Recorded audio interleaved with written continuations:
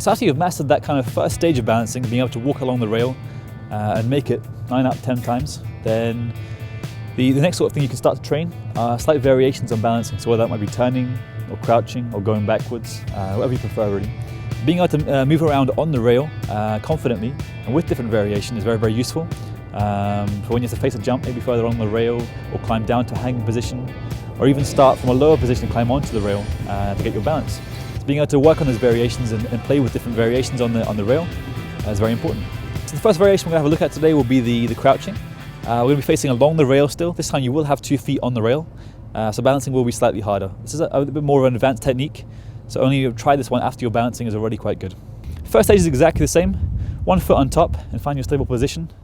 Upright, good posture, still breathing and relaxed. Once you feel comfortable, next foot comes in front, so both feet are now on the rail. You can crouch all the way down, nice and slowly, take your time. And you'll see my front foot is completely flat on the rail, and my back foot, the actual heel is off the rail itself. So all I'm using is the toes of the back foot. Get a nice stable position using my arms for balance. When I feel comfortable, I can come back up, back onto my 1 foot to restabilize. When I feel comfortable, 1 step forward again. Other side this time, all the way down, and same idea. Front foot completely flat, back foot, the heel is off the rail, using the arms for balance, and back up. And once you've tried the actual crouching itself, facing along the rail, and working with both feet, your next stage will be to work on turning and crouching. So facing perpendicular to the rail, not actually in line with it. So one of the best ways to prepare for the actual turning and crouching part is to actually just work on the stepping up first. So be working perpendicular to the rail and facing the rail itself. It's working on going from 1 foot on top, getting that ball of the foot position as always. Nice, comfortable, stable position in parkour. It's always the ball of the foot. And then from here, working on using the arms for balance again to bring the second foot up and holding that balance in position. You can come down when you feel uncomfortable, that's fine. Try switching legs, because we'll be turning both ways. Let's try also approaching this with the other foot first. And always working on that ball of the foot position. You can try from here crouching. Coming back up. When you feel uncomfortable, you can always come down. That's a nice in-between stage from going from forwards to the turning and the crouching. So the first stage of the crouching and turning part is exactly the same as the other balancing challenges. You have 1 foot on top first and come up to that nice stable position. Try and find that relaxed starting position first. Once you're very comfortable here, you turn to one side and place your other foot on the rail.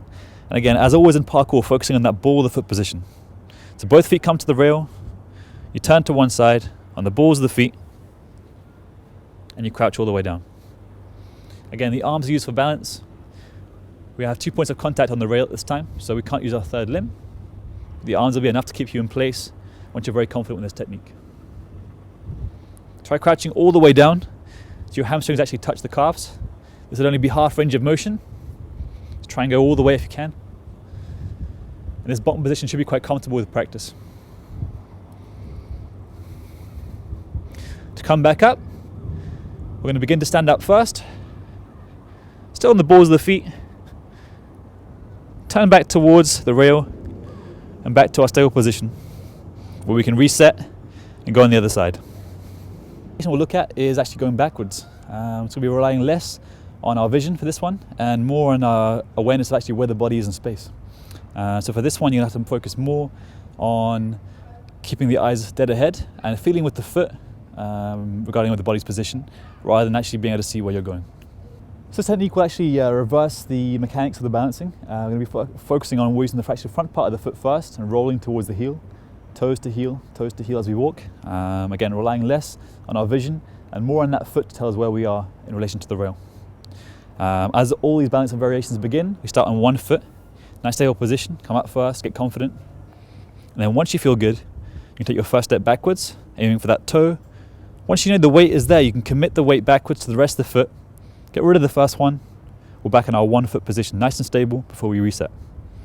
We go again with the next one, toes first. Once we know it's there and it's confident, we can commit the weight, come back to that 1 foot position. So as we step and these toes come back, all of my weight is still on this front foot. Only when I can really feel the rail under my feet, under my toes, I know the rail is straight there, do I commit the rest of the weight. So again, the main point of that balancing really is just to maintain that nice, upright, relaxed position, good posture. Remember to breathe, and always work on passing from one foot to the other. Don't spend too long on the 2 feet, otherwise you'll have less limb to help you balance with.